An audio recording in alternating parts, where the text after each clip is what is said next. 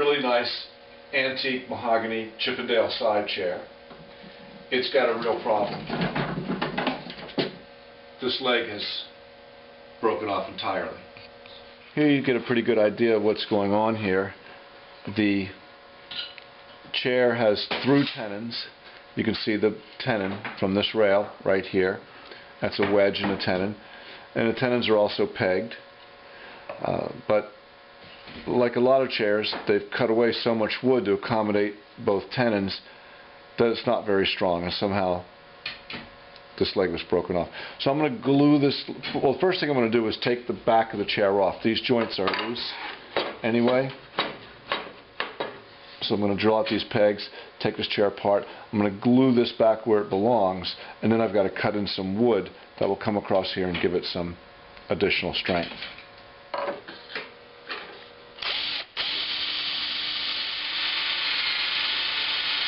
Notice I'm using, I don't know if you can see, I'm using a drill bit a little bit smaller than this peg.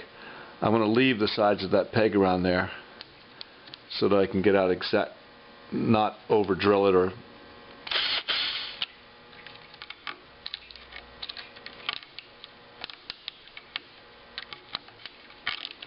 I can still drill it, but now I've got the exact hole.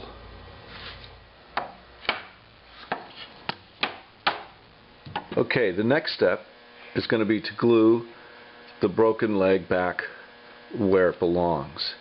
And then after I do that, I'm going to probably route in here to put a new piece of wood right across here.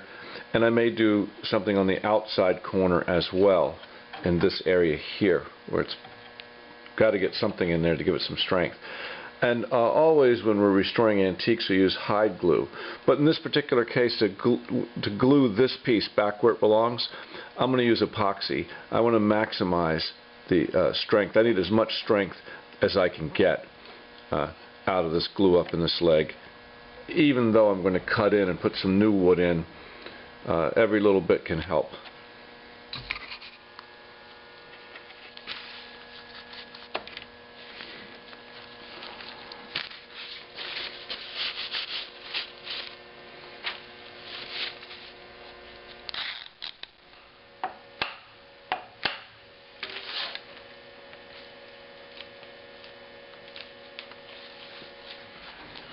Using the router, I'm going to cut in here across the break and get a new piece of mahogany. I'm going to go on this inside corner here,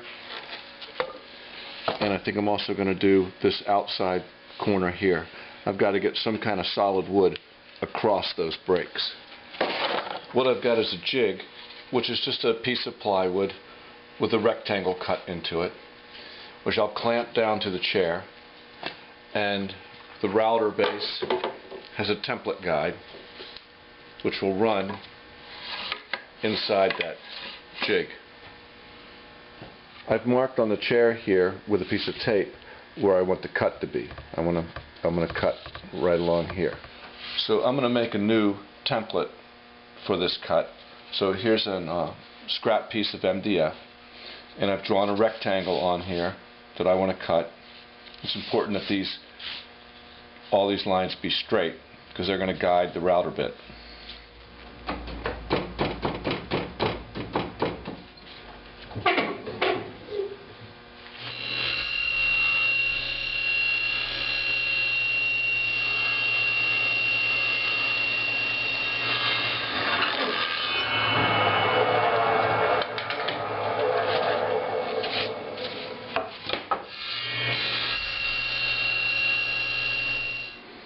Okay, now I've got my template. I'm going to clamp this down over the area that I want to route out. So now I've marked out in tape here on the chair where I want this piece of wood to go that I'm going to glue in here. And I will clamp my template down and line it up and clamp it down exactly .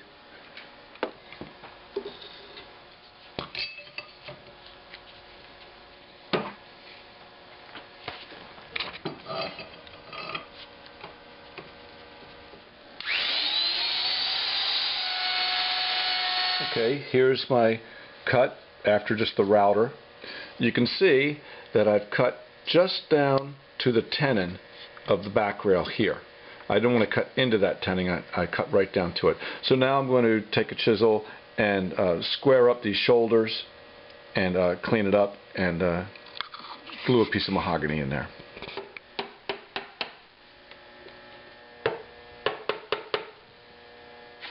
I have a nice old piece of mahogany here that ironically came out of a chair that eventually had to lose its leg, so I think I can get this piece, my replacement piece, out of this. Okay, I've got my piece of mahogany all sized, ready to fit in there. I'm going to glue it in, and I'm going to use yellow glue for this part of the glue up.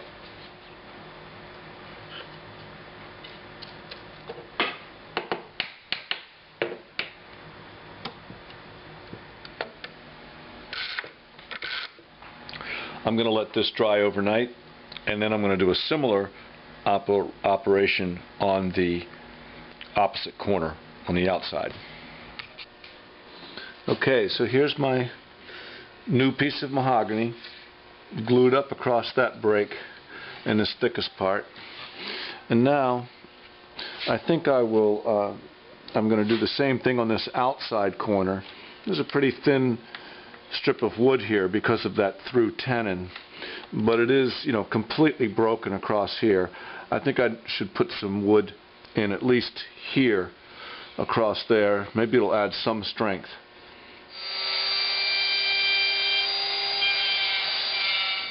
Okay, so now I've got this corner cut out.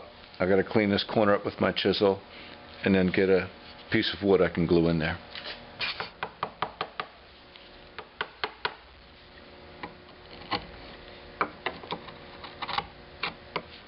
Just like my spline on the other side, I'm going to glue this up with yellow glue.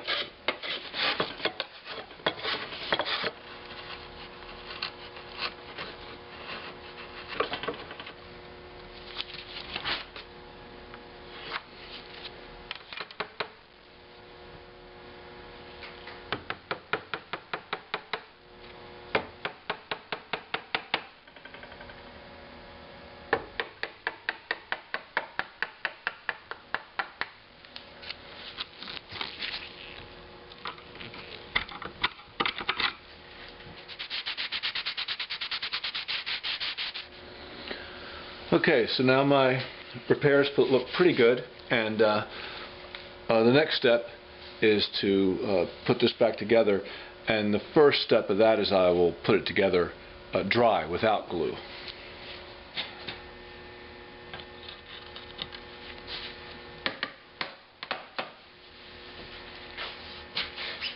I want to say something about adhesives. This is kind of an interesting case, this chair repair, because if you remember, this leg was broken completely off with just ragged edges of end grain. So when I glued that back where it belonged, I used a marine grade epoxy because it was really a terrible woodworking joint. It didn't really have much going for it. I wanted to give it all the strength I could, so I used epoxy for that. When I put my splines in across that brick, I used conventional yellow glue. I knew that I had a very good joint, a lot of wood-to-wood contact, and I felt that the best, strongest glue for that is yellow glue. Now, as I go to glue this chair back together, and I'm gluing the original joints, I'm going to use hide glue, and because that's the type of glue, or the class of glue, if you will, that they would have used when this chair was built. And so, 3 kinds of adhesives for the one repair, each one for a different reason.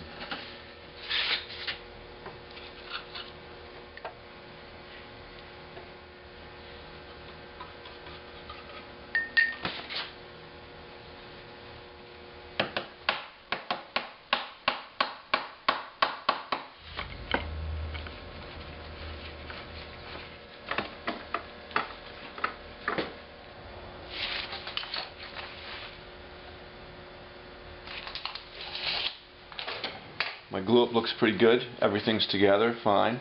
Now I've got to clean off the glue. I've got to redo these pegs. So I've got to drill these.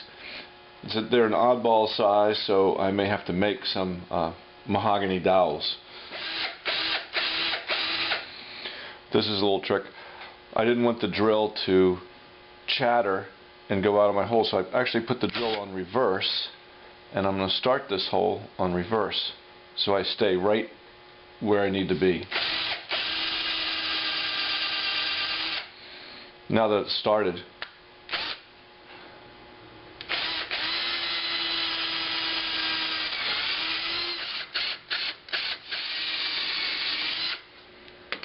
these holes I drilled are 9/32, so I'm going to make, I have a piece of mahogany here, I'm going to make some approximately 9/32 dowels. I'll start off by cutting this wood square to a slightly larger dimension.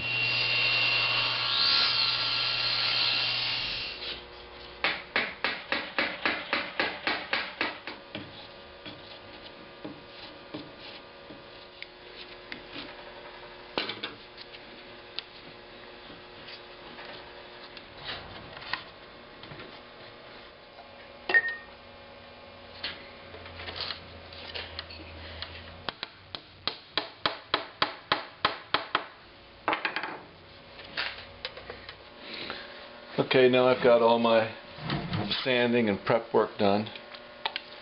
Do a little check of the color here.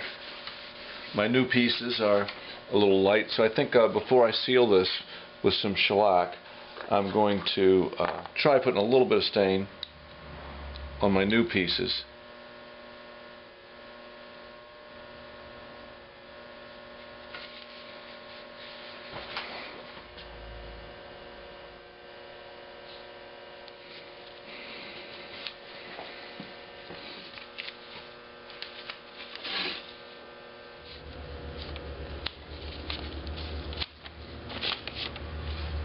Okay, now I'll seal all my two touch-up areas with some shellac.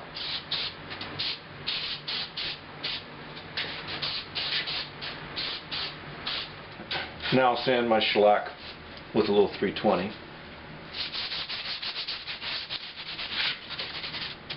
I'm going to tone those areas a little bit with some dark walnut toner.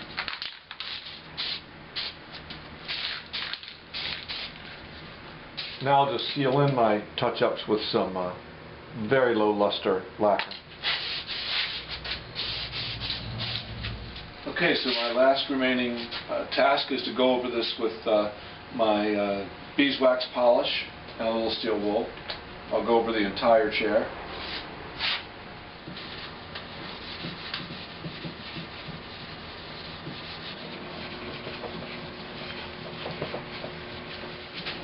Okay, here it is. And if you remember, this chair came in, this leg was completely broken off. I glued it back, and then I cut into the outside corner here and the inside corner and put some new wood across that break. It certainly seems strong now.